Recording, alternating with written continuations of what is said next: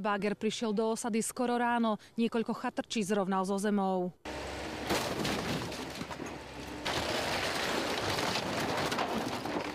Asistovať museli aj policajti, obyvatelia chatrčí sa vysťahovaniu bránili do poslednej chvíle.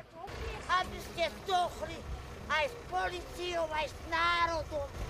Vy odlite škaredé hnutie. Chatrče si postavili na súkromnom pozemku bez súhlasu majiteľov. Mesto ich na odchod vyzývalo viac ako pol roka, no ľudia ich ignorovali. Preto pristúpili k tvrdému riešeniu. Dohodli sme sa, že to spravíme teraz. Je to v konečnom dôsledku úplne jedno. Oni by sa vyhovorili do nekonečna. Mali dosť času na to, aby sa mohli zariadiť v rámci svojich možností.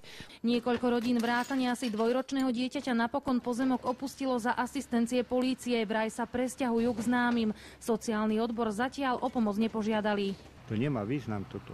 Teraz te pôjdeš s malým deckom, tá mladá. To je strašné. Pokiaľ by sa sem opäť vrátili, mesto chce nekompromisne zakročiť. Primátor nevylučuje ani to, že rovnakým spôsobom budú postupovať aj v iných čiernych osadách v okolí mesta.